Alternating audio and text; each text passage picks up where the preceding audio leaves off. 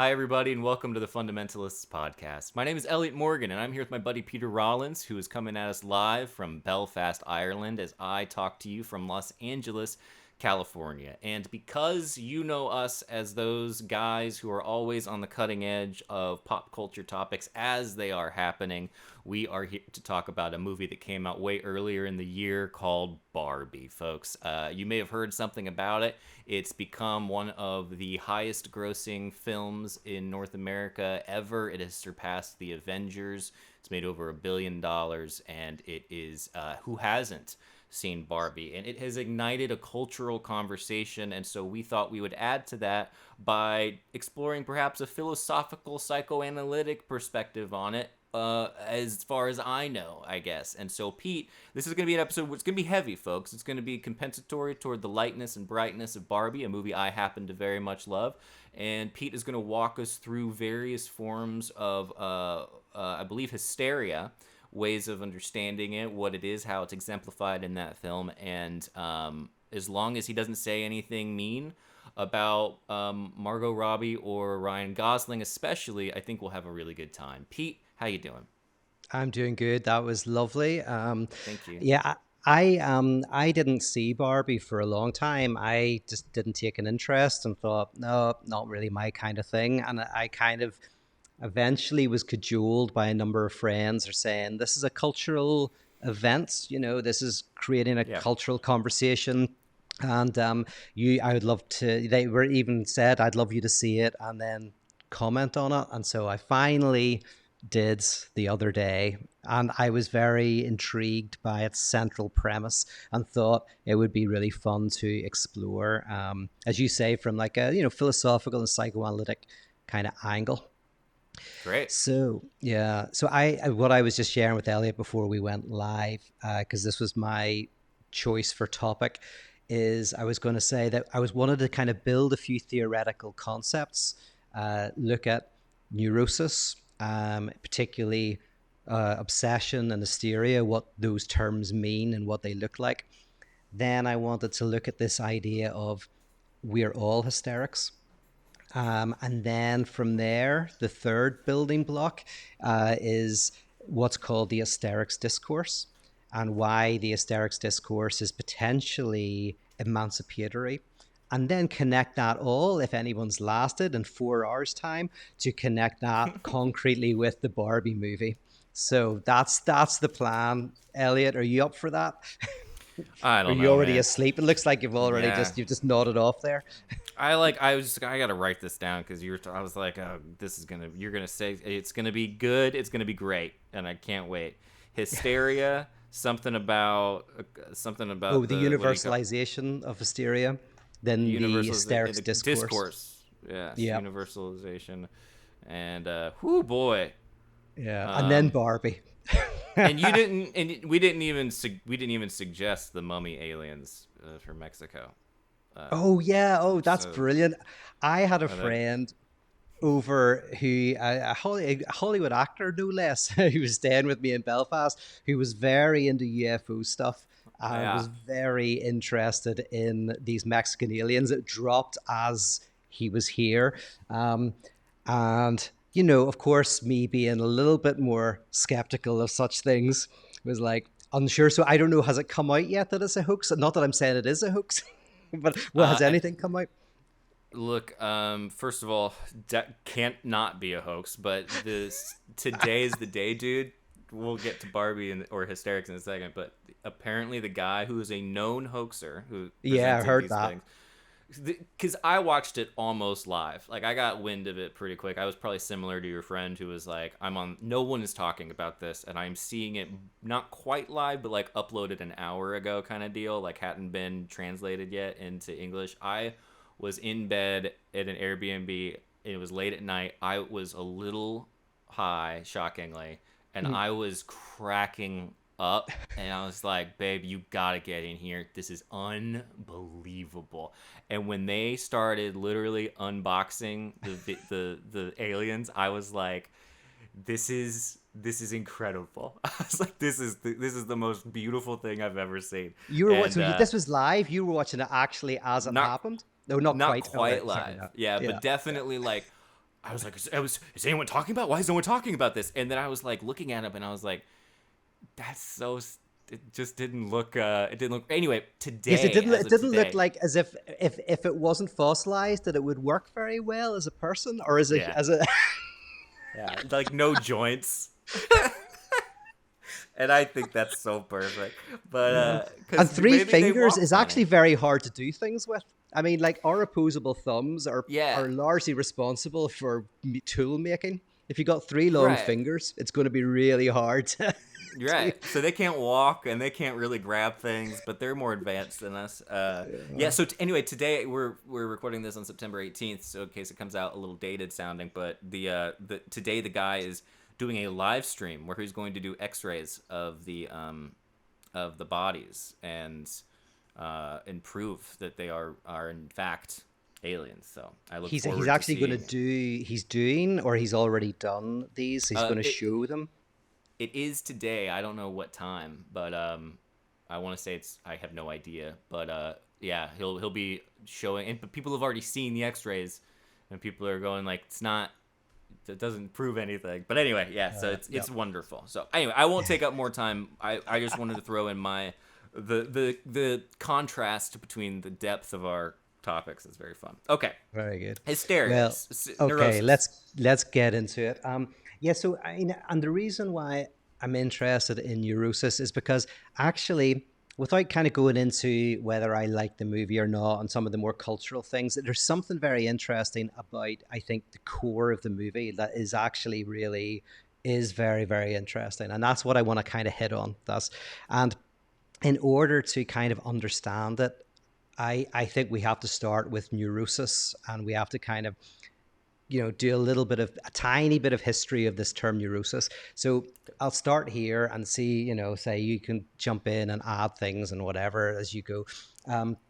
Is neurosis traditionally is one of the psychic structures, one of the ways that people formulate their desire, interact with the world. And traditionally, most people will know this. There's what's called obsessional neurosis and hysterical neurosis.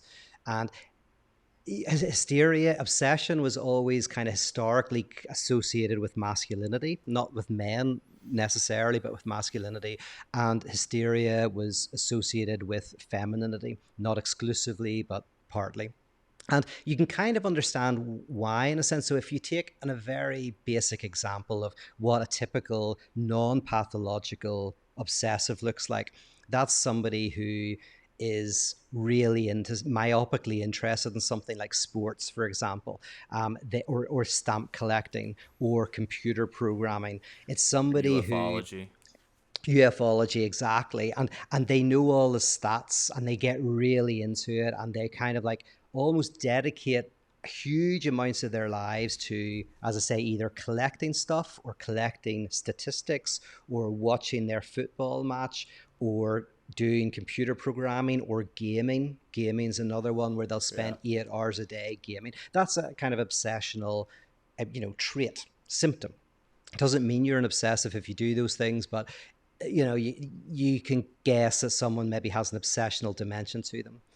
And then hysteria, non-pathological hysteria would look like someone who is really interested in questioning relationships. They enjoy talking about, do I love my partner or not? Am I interested in my job? Should I go for another job? Or talking about other people's relationships, because whereas the obsessive is interested in trying to control everything and put everything into a box and fill all the gaps. The hysteric is someone who feels themselves to be divided, who feels that they are not who they say they are. So, for example, if you're a teacher, but you have imposter syndrome, you're a teacher, but you think, I'm not really a teacher. That's a kind of, you don't feel at one with yourself. Whereas an obsessive generally will feel that they are who they are. Right. So that's Yeah. Okay. very basic kind of. And funnily enough, because hysteria was such a negative, seen as a negative term and seen as associated with biological women and all of this, some people have tried to uh, avoid the term or kind of get rid of the term or whatever. But in French Doesn't it originally psychoanalysis, come from? hysteria doesn't originally come from like uterus or something. Like it has That's right. its roots, and yeah. So the yeah. So yeah, so it has a biological root. You're absolutely right. And like a lot of these terms have like biological connections, Yeah. but then very quickly they move beyond. So especially in French psychoanalysis, all of these biological things became symbolic and then Yep. kind of got freed from biology. Although, interestingly, biology is connected. And that's a really interesting question of why more men seem to be like maybe a 70-30 ratio obsessive, you know. But still, it's also, and there's really good uh, discussion around that, but that's not for today. But what French psychoanalysis did, and a lot of feminists actually were very influenced by Lacan in this, because Lacan went the opposite way, and he said there's a certain sense in which we're all hysterics.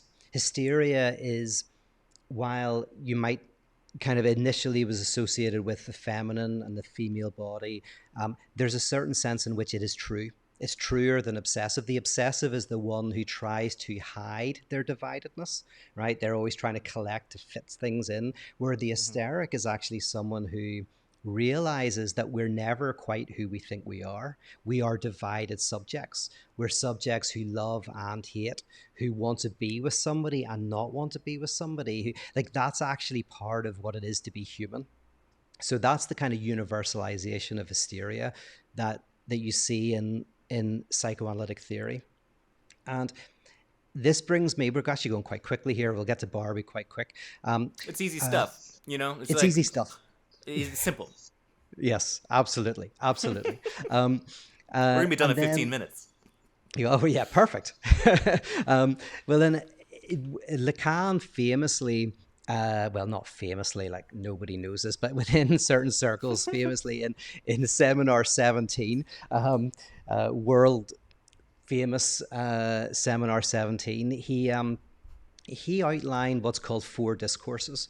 And if anybody looks this up, you'll find it. It's like a grid with four things in it, and there's like different symbols in these grids. So if people look it up, it won't make any sense initially, and if you read a little bit, it'll make even less sense for a while. But eventually it will make sense. But these are called. Something's like the phallus, and something's the thing, and then it symbols the thing with the lack of the phallus is symbolized by another thing, and it looks like algebra, and it turns everybody off. Exactly. There you go. That was a perfect description. Yes, it's Thank you. very algebraic. Yes, Lacan, as he went on, puts more stuff in algebra, which actually, once you understand it, makes a lot of sense, because it's very precise, but it is Yeah. also hard to get your head around. Now, he outlined what's called four discourses, and one's called the master's discourse, one's called the university discourse, one's called the analyst discourse, and Yeah. one's called the hysterics discourse. And I think we've actually talked about this on the Fundamentalists before, We talked maybe. about it in a pool in Palm Springs. Oh wow, just us? Yes, Oh, Curtis I'm was there too. sorry. Oh dear, did I subject you to a conversation about the four discourses? You weren't sober, and you did. Yes, yeah, I do So, remember that. I so, and now it's apologize. coming back to me. I apologize for what I said in return, which was, "What are you talking about?" God, yeah, we were in I a believe funny I said space. something like your hair is growing antlers or something because I was on my own. It was my birthday. Anyway, Yes. Oh, man, that was fun. Yeah. So the fourth discourse that Lacan outlines, and I'm just going to explain it very briefly. It's called the Hysterics Discourse, and he basically thought that this came out of what was called the analyst discourse. So in psychoanalysis, for you kind of go through psychoanalysis, and you come out of psychoanalysis um, in a hopefully a different way, right? You come out differently, and one of the ways to describe what is on the other side of analysis is the hysterics discourse. And okay, what this means in a nutshell is that a person embraces that they are a divided subject. They actually embrace it. In fact, they enjoy it. They no longer try to cover it over or hide from it, and it creates all sorts of problems. They embrace the fact that they're divided. And then from there, they're able to question the status quo, because society and the status quo always tries to cover over our dividedness, always tries to give an answer to it, always tries to, through commodity satisfaction, through psychedelics, through what is sexual liberation, whatever it is, tries to give an answer to try to get rid of this dividedness that we are as all hysterics. Yeah. So we're able to question the status quo. And Lacan talks about this as you question the status quo. Think of a scientist as an hysteric. A true scientist questions the status quo of the scientific orthodoxy.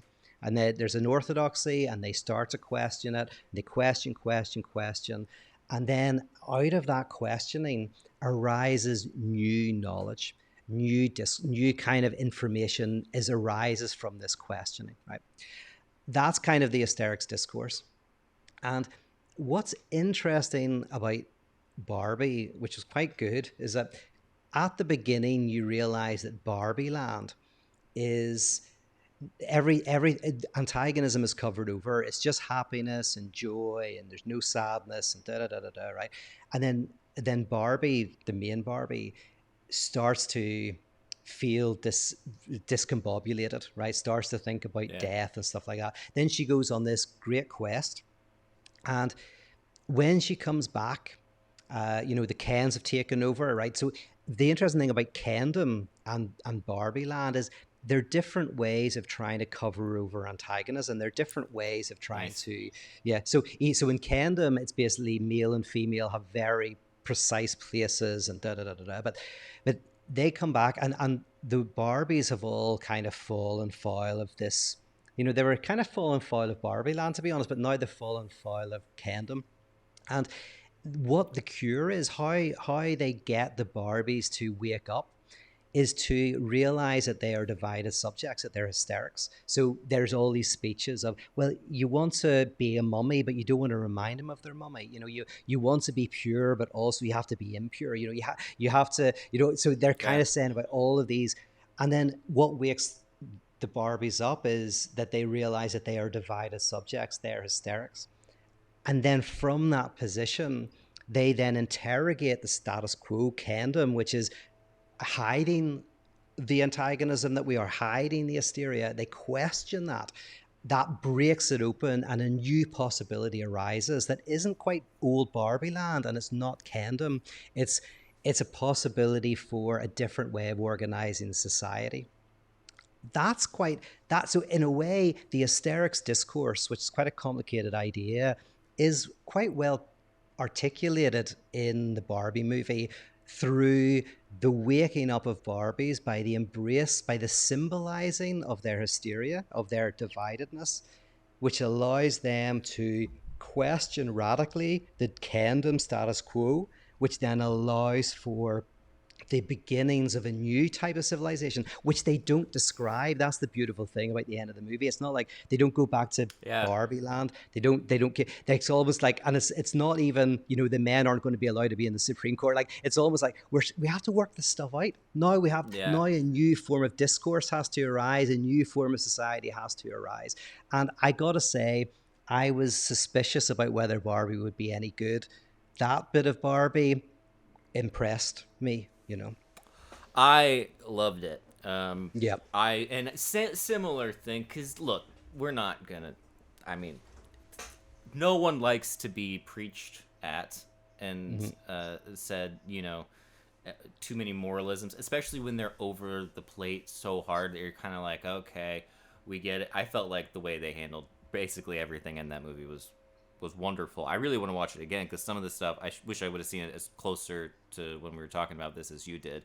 Because a couple things. One, I feel like you should discuss more the hysterical discourse, because Barbie leaves and she starts having these thoughts of death. She starts sensing that she's a divided subject. She goes. So what is it? She goes to the real world. And in doing so, she sees the damage that her sort of perfect idea of the world has caused. It's sort of not solved all the problems, and she finds that, she's not like loved and adored by everybody. and I can't remember. And then she has to escape, right? She has to like basically run back to Bar. I don't remember exactly the details, but are there more specific ways that sequence of her going to the real world aligns with the discourse? Yeah, that's brilliantly said because she actually initially Barbie goes into the real world to try to get everything back to non-antagonism, to try to so initially Barbie's, and it's quite funny the point where the crazy but weird Barbie or whatever is getting her to choose. Do you want to kind of like, have the high heels and whatever, or do you want to like, really become divided? And Barbie's like, I want the high heels. Like I want to get Yeah, back. And she found. and she yeah, and she only goes into the real world in order to get back to fix things, to get back to the way things were. Like she does not want to be a divided subject. She does not desire. That's not enjoyable for her. The enjoyment for her is the fantasy of getting back to Barbie Land. And even at one point, remember, whenever she's going to get back into the box, which is a kind of her way of kind of going like, I just want to get everything back to the way things were. Yeah. But then at the very last moment is when something in her is like, no, that's not the right way to go. Um, and Well, it is. It's in. I because first of all, that reminds me of when people go into therapy and they do it thinking that they just want to go to therapy so they can fix everything and get back to the way things were. yes, When proper psychotherapy will break you down and make you feel yeah, discombobulated. But yeah, it's interesting. I think when she gets in that box, what makes her, she's back in, she gets in the little toy box, but then the like, isn't it like the like cuffs, like the bracelets, like lock yeah. her in, and she feels trapped all of a sudden, and then it like dawns on her that she is like she doesn't want to go back. Isn't that what it was? Like it's that moment of the like, oh, she's being forced to stay Yes. in this. And they don't quite like, they don't like, just as they're about to clasp, she pulls her wrists out, so they Is kind that of, what yeah, it so is? she Okay. basically, yeah, but you're exactly right, like she's right at the point where she's like, no, this is going to be claustrophobic, this is not, like, everybody wants this to go back to normal. I don't want I that, like that. Yeah, Poetically, I think that's really beautiful. The trapped feeling being what initially makes people turn away from wanting to go back to normal. I think that's like what people go into therapy for, is they feel trapped, but they think it's because they want to go back to. Yeah, it's crazy. It's good stuff. It's a yeah, good movie. yes, But oh okay, yeah, so and, back to yeah. the hysterical discourse and how that, because I still don't get. You're saying hysterical discourse, but is that just like, is that formulated in and of itself, or is that sort of what you call it when you leave and you are okay with your lack, or you're okay with your Yeah. peace with your lack of oneness? Yeah, like the way I would say it is that in the Barbie land, they have not been able to symbolize their dividedness. There's and so whenever Margot Robbie as Barbie says like, "Have you ever thought about death?" And everyone's Mm-hmm. just freaks out. Like it's never been symbolized, these questions, and as soon as it potentially happens, everybody kind of freaks out. Um, the healthy individual, and it's something I talked about actually on my Instagram. So anybody who's seen this, I apologize for repeating myself, but um, uh, there's this idea that sometimes it's called primal agony. Winnicott talks about it, but we've talked about it a little bit before, I think, in Fundamentalists. But where somebody might, especially like in a relationship, they're terrified the relationship's going to end. They're just like so terrified they're going to walk away, and it's not reasonable. It's not really connected to empiricism. It's just this primal agony that they're going to leave you, and that, I think, one of two things is often happening there. One is either the relationship's already over, right? It's not that it's going to end, it's already over, but you haven't symbolized it. Like the cat going off the cliff in a Yeah. cartoon, you haven't looked down. So in a sense, sometimes whenever someone goes to mediation, it's not to fix the relationship or not to end the relationship. It's to symbolize that the relationship is already over, which is important. And then maybe they can create a new relationship, right? But Yeah. that relationship's already over. But then also very often, it's not that the relationship is over. It's that there's been something in the past, like a loss of a parent or being sent off to boarding school, and that hasn't been symbolized. And and so your fear of losing something in the present is actually because you haven't been able to symbolize the loss that was in the Yeah. past. So in the same way, for me, the Barbie movie is partly about, yeah, her beginning to be able, and all the Barbies beginning to be able to symbolize the dividedness that they are. And because if you can't do that, you'll fall into some, hedonism or whatever. Like, you'll fall into some trap that tries to say you don't have to be divided. And the analytic cure for a neurotic is to embrace and even enjoy your dividedness. There is parallels. We were talking about this briefly with the sending. I sent Pete some a Hillman essay, but Hillman talks about the polycentric psyche and the sort of idea of recognizing that there's all these different, at any given point you're so many different people at one time, that the idea of unity is sort of just imaginary, and it's not like healthy to constantly, and stressful. And when you're walking around imagining that you're whole, you're basically snuffing out all of the other centers of the psyche.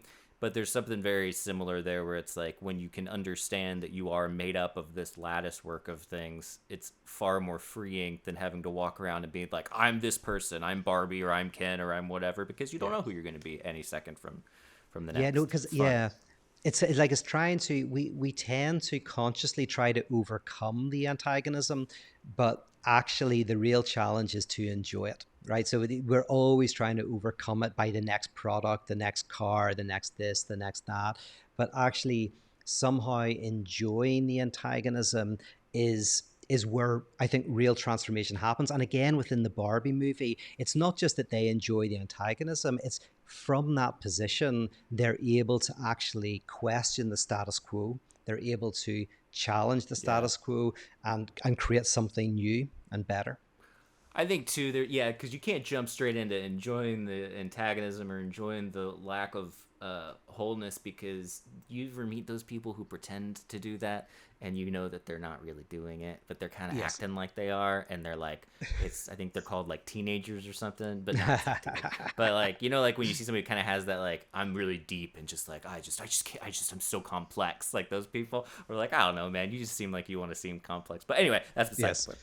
Oh, yeah. Also, sometimes like depression is because in someone's mind, they have the fantasy that, for example, oh, I could have been with that person and I would have been happy. So depression is you embrace your division, as in you say, I am sad, I am unhappy, but Yeah. you embrace it because in this alternative universe, you're holding on to a fantasy that you could have been whole, you could have been complete.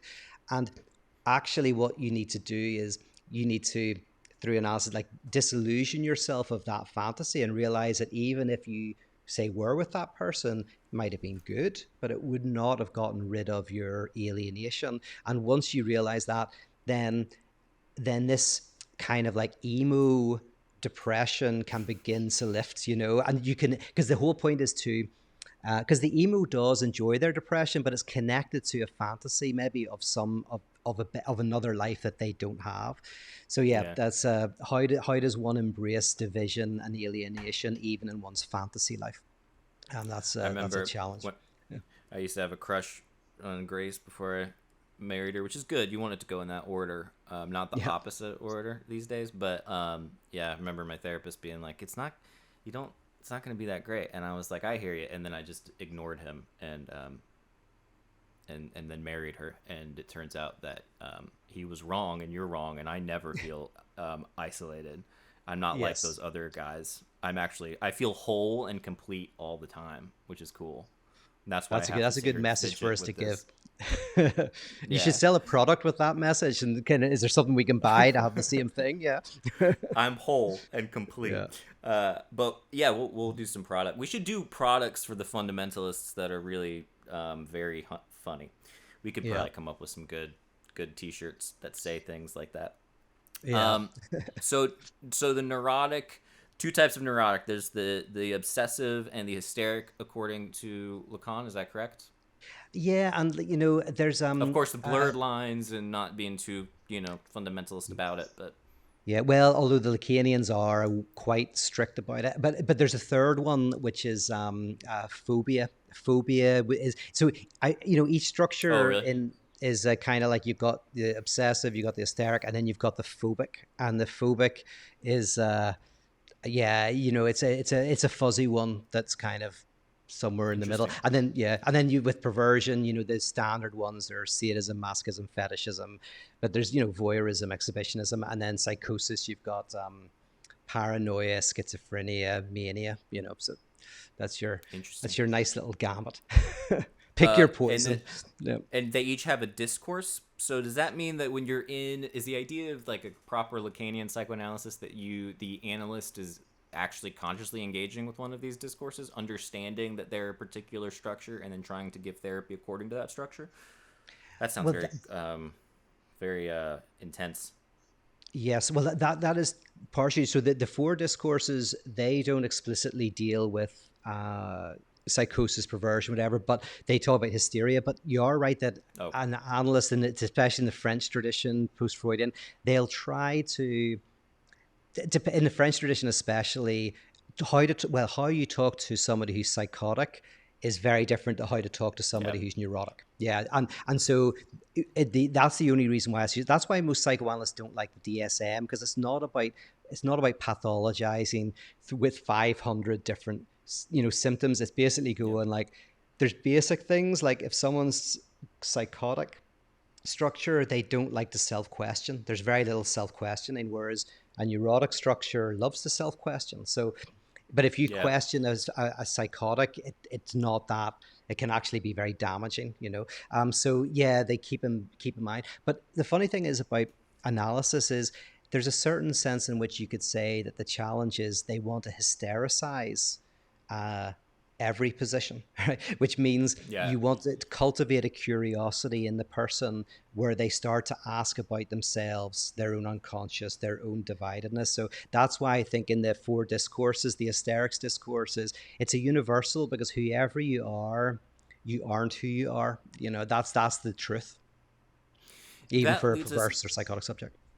That leads us nicely into the next thing before we get there. Is discourse a play on words, or is it intentionally a play on words, or is it actually discourse, like talking?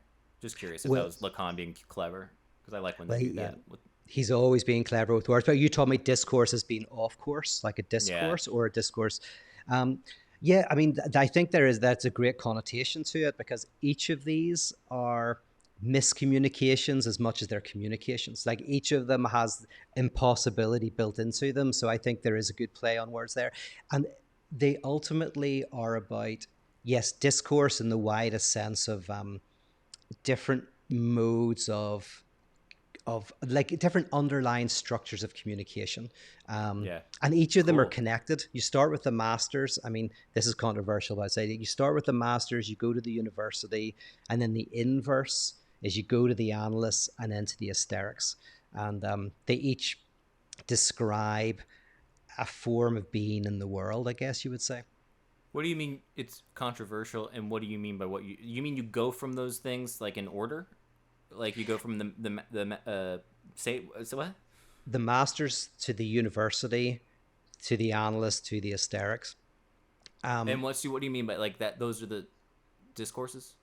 Yeah, they're the four discourses. So this is like the controversial bit, like, because in a way we're all in all of them, and it's not necessarily like a circle or anything like that. But we're all God's beautiful creatures and patterns. Exactly. But the masters is where you start, because the masters discourse in a nutshell is the infant. Let's talk about the masters discourse in terms of the child.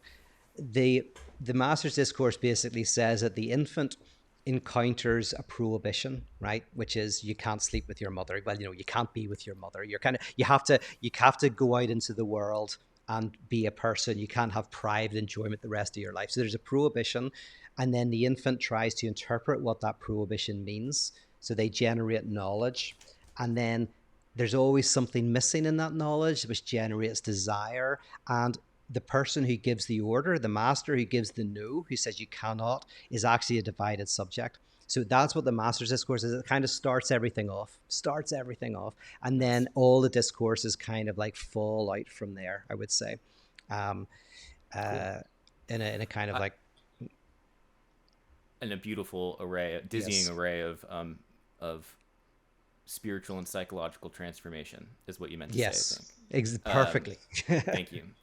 I was writing this paper on about, well, I was talking about the Oedipal complex, and I was talking about how Jungian and analytical psychology may, in certain times, need to go back to Freud because their split that they had, I think that the Freud Jung, classic Freud Jung split, tale as old as time, they, I think, have that kind of Oedipal complex where it's like they're so, they don't want to go look at Freud. They don't want to talk about Freud, and they don't want to talk about inherent drives and these kinds of things. And as a result, they can end up repeating the very thing that Jung did over and over again, or that Jung and Freud did. Like, they repeat the wound over and over again because Yeah. they can't go back to the fact that they,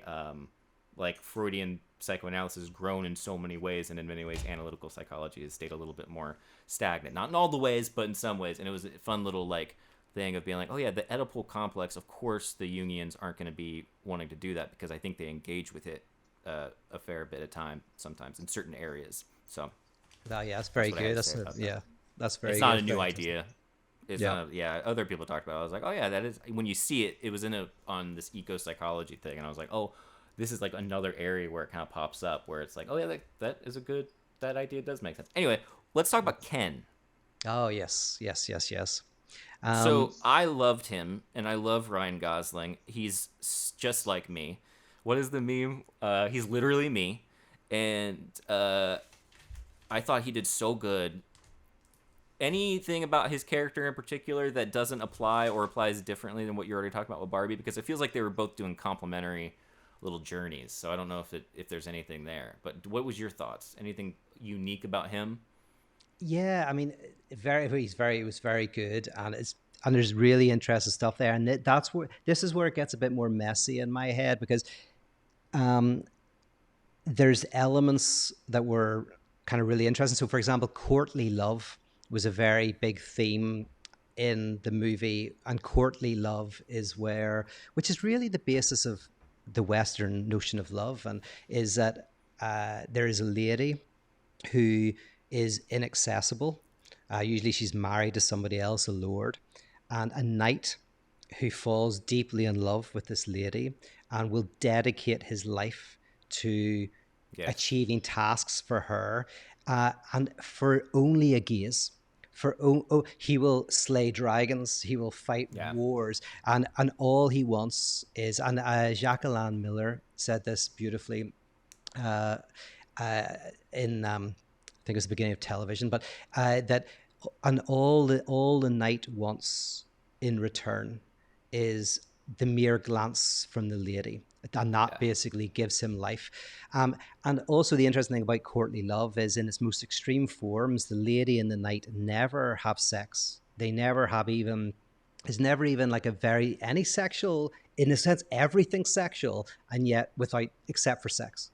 Yeah. And and you see this within obviously Ken and Barbie, where they literally can't have sex, they don't have genitals, and he even says at the end, like, I need the warmth of your gaze. I'm nothing without the warmth of your gaze.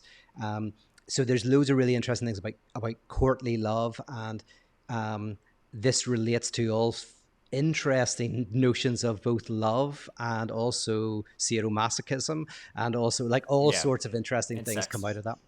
And sex, Uh, yes.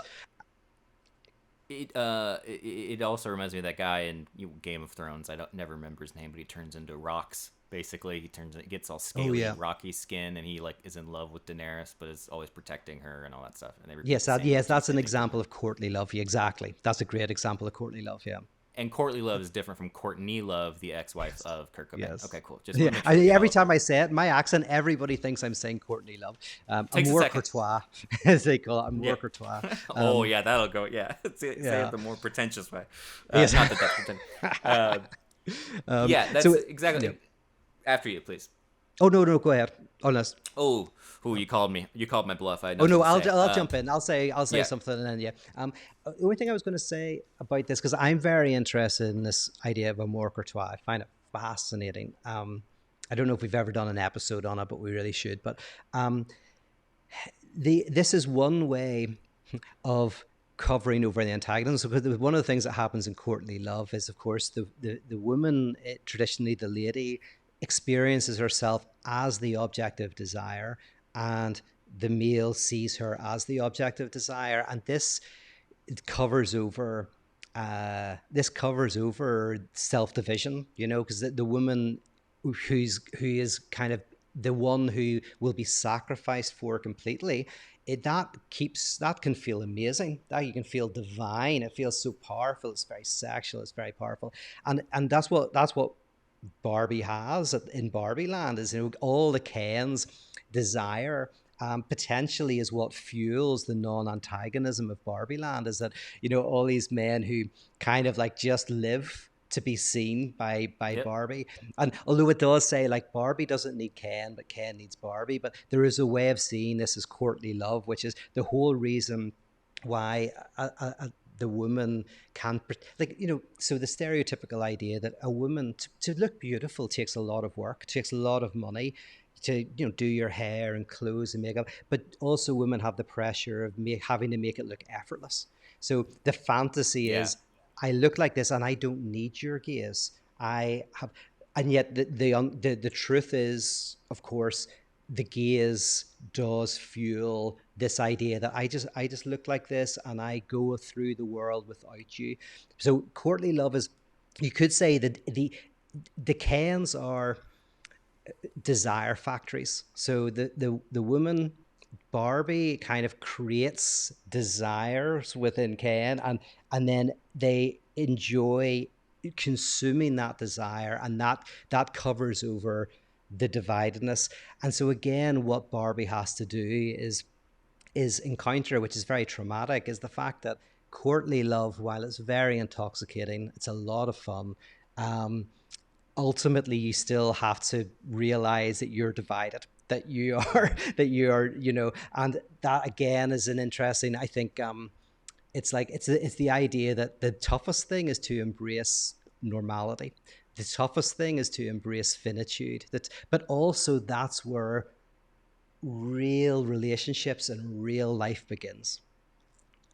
It's one of my gripes with heaven, and I'll fill out a comment card when I inevitably get there. But Mm-hmm. the idea of an eternal life, just seems so tiring. And it Yeah. seems exhausting, and there seems like to devalue everything else, which isn't good. The scene that I was thinking of, Pete, when you were bringing this up, was the potentially my favorite scene of the movie when they are playing the Matchbox 20 song "Push," all to their separate Barbies, and doing what guys love to do, which is play guitar on the beach. And it is Oh, yes. it's my I love it so much, and I can't play guitar, but I always look to dudes who can. My dad can, my brother can, and I'm always like, I'm not good enough because I can't sing and I can't play guitar and I'm not musical in any way. But I Mm. fantasize about being good at music all the time in my car, and when I'm listening. Anytime I'm listening to music, I'm usually fantasizing about somehow being a part of it and playing it, and that people thinking I'm cool and talented as a result. And so that's part of that kind of, I'm a dude, but I'm not fully like a real dude because I don't play guitar on the beach. And then seeing that weaponized, or seeing the silliness of it front and center, and also just revealing how simple and goofy it is to want a girl to just sit and stare at you while you sing to them, I think was one of the better parts of the movie. I loved it.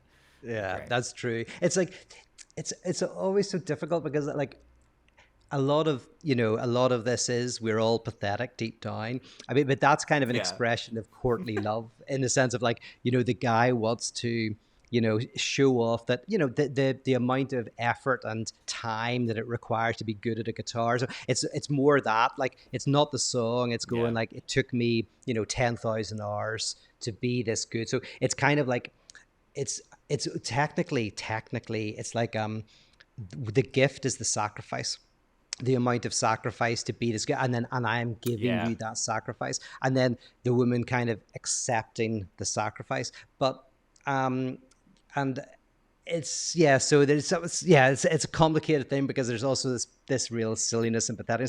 But it gets to the heart of, even in, I've seen some animal documentaries where they talk about this, where animals will give gifts, some like insects or whatever, that are just like balls of mud. They're nothing.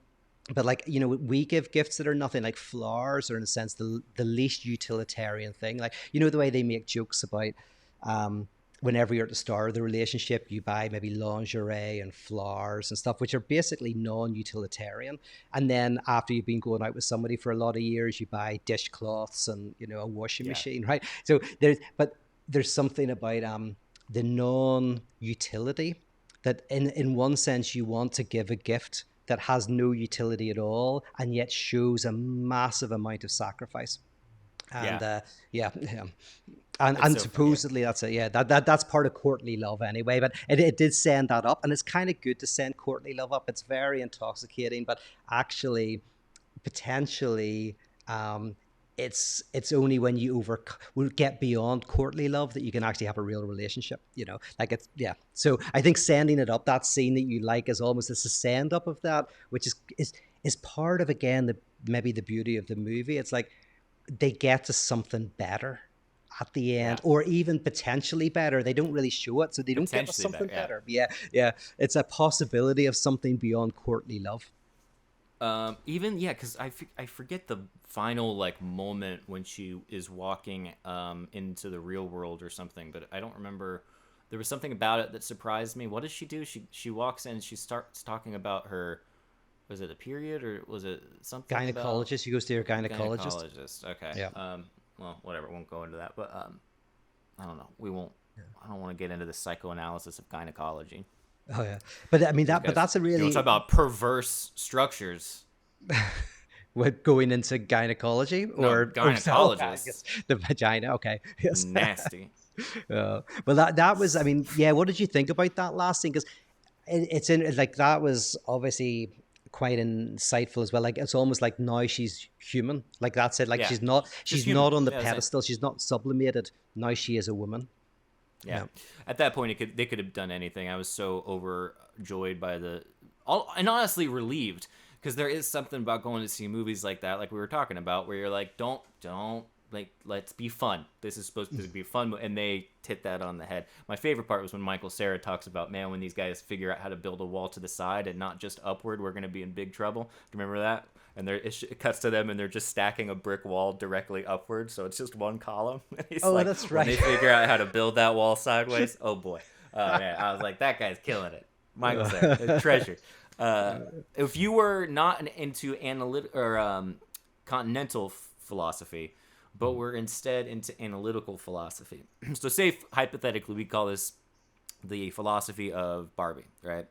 And the title of the podcast leads one to believe that you're going to talk about the philosophy. Is there any, what would be can you imagine being the other kind of philosopher and what their take would be? Would they have one? Because it's like, would it just be like, this is an example of what Aristotle talked about when he mentions the four causes? Or yeah, that's very, I mean, I thought that might throw you for a loop.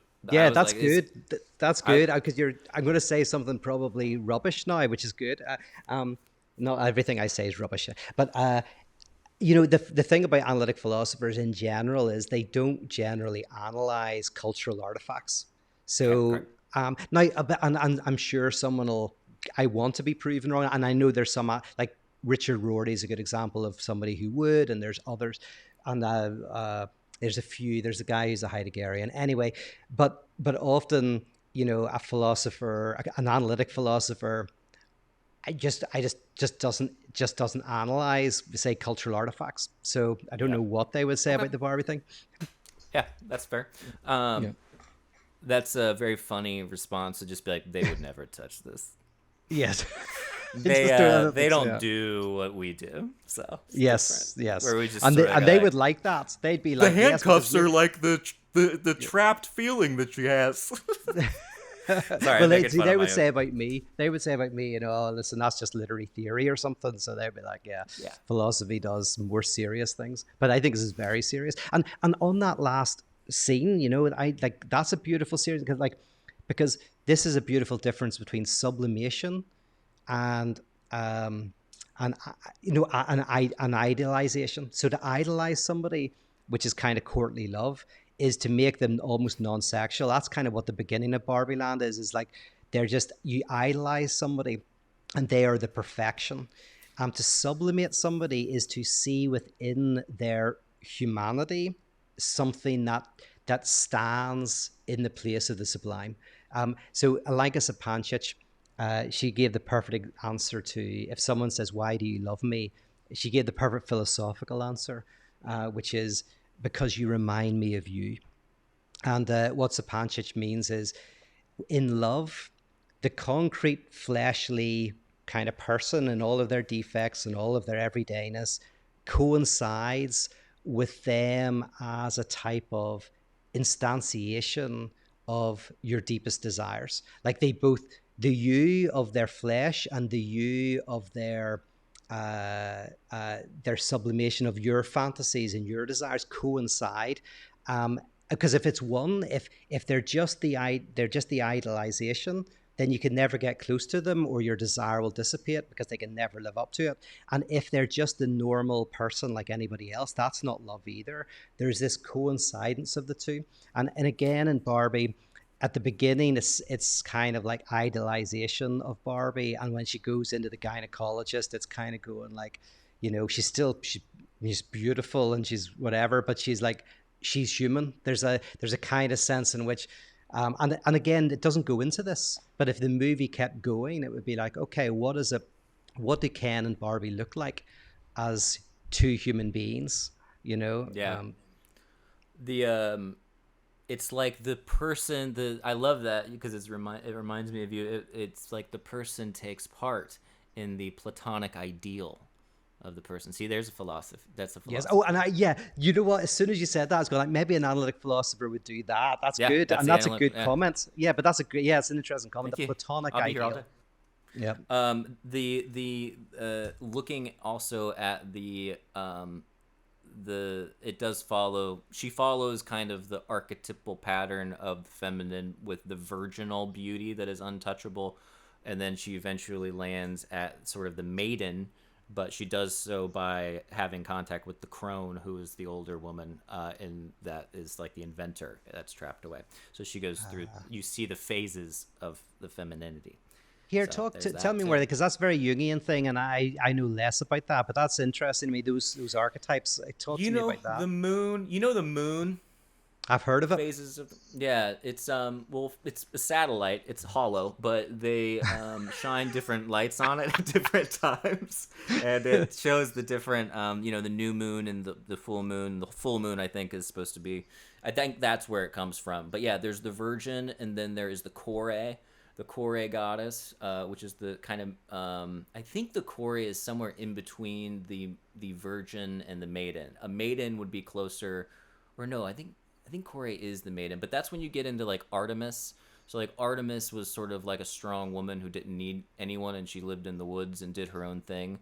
And then you have the crone, or the loving mother, and so then you have those. They're two-sided, double-sided, and then the crone, the maiden, is also double-sided, and then the virgin is double-sided because they're all supposedly bipolar, I think. But yeah, there's just three different phases, and then you see that in the moon. So the idea is the moon is associated with femininity, and you can see the kind of changing face of femininity throughout the month. And then once a month, you go through the period, and there's a rebirth process.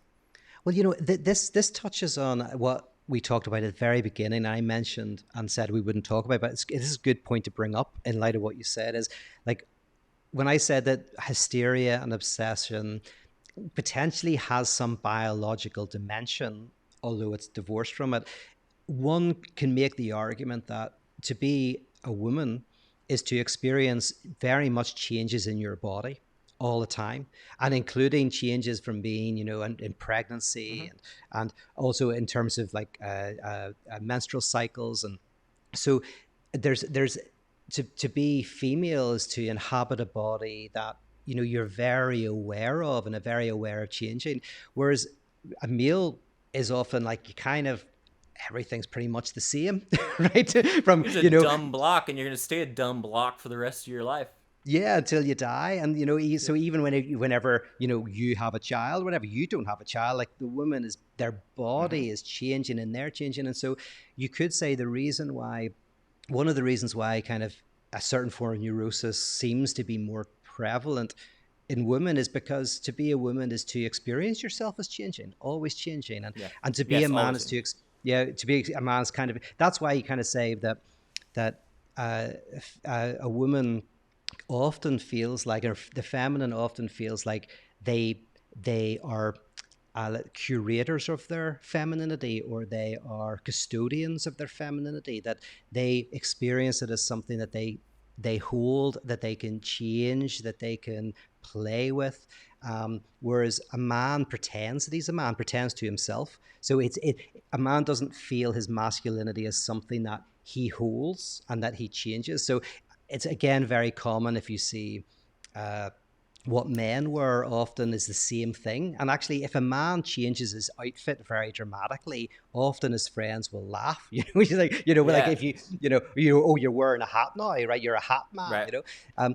So that's where I think that there's interesting connections between the bodies we inhabit, Yeah. and how that impacts how we encounter and experience the world.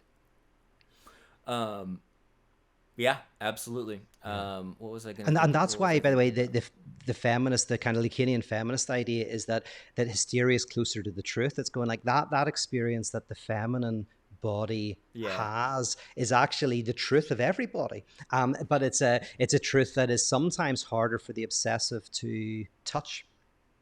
Is it? Was it? Lacan said something like, "A woman is a man who knows she's a man," Um, or "A man is a man who doesn't know he's a woman," or something. It's some kind of weird turn of the phrase, and I was like, I'm sure it's not, wouldn't be smiled upon by a lot of folks these days, but it's some thing about the sort of embracing of the lack that men don't do, and so women just they have a lack and they know it, and men yes. don't have a lack and they don't know it, or they pretend to not know it. Yes, exactly, absolutely, and there's that you're hitting on. I can't remember the exact way you might have said it well, but and another one that's similar to that is woman does not exist, and you're like, what does he mean by woman does not exist? But in the sense of going like femininity is kind of this performative dimension, where so it's almost like you could say like man is stupid enough to think that he exists. um it's like, so Yeah. that's why the whole thing of male ego is an interest, is like fragile ego they talk about in popular whatever, but it's kind Yeah. of, there's a truth to it. I mentioned in that uh that a man almost has to think that he's a man, or he has to play. And so if you pierce that, it's very traumatic for the man. In fact, you could see this in Barbie to some extent, because one of the things about Ken, which is interesting whenever it becomes Kendom, is the power of man is experienced. The truth is, it's not power; it's weakness. There's he's actually hiding from himself his desire for Barbie and all of that. So piercing piercing the masculinity is kind of like painful, because it is just a guise, but it's a guise that the male doesn't know is a guise. It's a mask the male doesn't know is a mask. I don't know if that makes sense, but Yeah, that was the part too where I was the most bored, or maybe the only part was a little bored, I should say, because at least with Gosling, because I love him throughout the movie so much. But when he was in that kind of Kendom state, mhm. it was like I was like, this is kind of like I'm excited for the plot to keep moving past this, and they did, and the pacing of the movie's great. But yeah, it's interesting. I Yeah, was like, Nietzsche had an interesting thought. I mean, it's kind of controversial thought, or maybe not, but and I'm going to simplify or whatever. But he said that men are afraid of equality with women because they know that they're not equal to women, right? That he goes like, in a society of equality, women are going to run rings around men. So so yeah, misogyny is actually a fear of the power of women. And there's a really famous quote of Nietzsche where he said, "When you go to see a woman, remember the whip." And how that's taken is it's taken as a misogynist thing of like, when you go to see a woman, you better tame her, right? But then there's this famous photograph of Nietzsche and another philosopher, Paul Klee, and Lou Salome is they're both attached like horses to a cart, and Lou Salome is behind them with a whip. And so actually when you see this picture, which is this really famous, it's a really cool picture, you go like, oh no, Nietzsche's saying the opposite. He's saying when you go to a woman, remember that she has that power, right? So, Yeah, nice. and at least when I watched Barbie, I was reminded of that quote of Nietzsche's, which is because you see that the power of Ken and the Kendom is actually a fear of, and a kind of a response, a negative symptomatic response to the power Yep. of Barbie, and how, you know, he never got recognition from her and that power. So yeah, the Yeah. misogyny in a sense is this disguised form of fear. I mean, and that's why I say this is where it gets messy, because that gets into sexual politics, and that's a big topic. But I did think of Nietzsche. I'm not saying whether I agree or disagree. I'm just throwing it out there. I think all of your thoughts, Pete, are great. I think it's good that I'm here to correct with the correct thoughts. Like I compensate Yes. for, so between the two of us, we'll both be wrong, but Yeah. I'm happy to hold the pole of correctness and levity as well. That's what I bring to Yes. the table. This has been really fun. I don't know if there's anything else that I have. I certainly love the movie. I highly recommend people see it in the theaters. It just came out this weekend. Just kidding. But I will be watching it again. And I thought this was a really nice, educational, and interesting episode, Pete. What did you think about it? Yes, this is edutainment at its finest, right? That's I finest. yes, I got a couple of compliments in Belfast recently, which was really nice, because I go, does anybody listen or whatever? And a couple of people, one a good friend of mine, two of them are good friends of mine, who said, one is they really enjoy the fundamentalists, two is they miss us, but number three is that they really like the meaty ones, and they really enjoy the Noam Chomsky Foucault one, and they're like, you and Elliot, you know, chat away, go as deep into theory as possible, because that's the Great. fun bit. Although they did have advice, which is they really liked the Foucault Chomsky one, because we were doing something very specific. And I think we did the same thing with the Barbie movie. So it's like Great. whenever we have like an article or a movie or a song, and they go like, and then we hang everything on that. So I thought that's a good idea. But it was lovely Great. to get people. So people do like us when we go a bit deep. I mean, maybe some people Okay. don't, but I think that's what they come for. I hope that's what they come for. Um, when we go too deep, you hope they come when Yeah. we go too deep. All right. Yeah. That's a Thanks, good analytic hearing. Yeah. Found it. All right, everybody. Thank you so much, and I agree with what you're saying. Is there any final thoughts, Pete, or is that it? No, I'm Otherwise, good with that. That was wonderful. It was lovely to see I, you again. I can't wait to kind of hang out in person, Elliot. I'm missing you deeply, mate. You know, same, so man. It'll happen yeah, very soon. It has to. Otherwise, I'm gonna go crazy. me too. All right, everybody. We'll see you next time. Bye. Bye.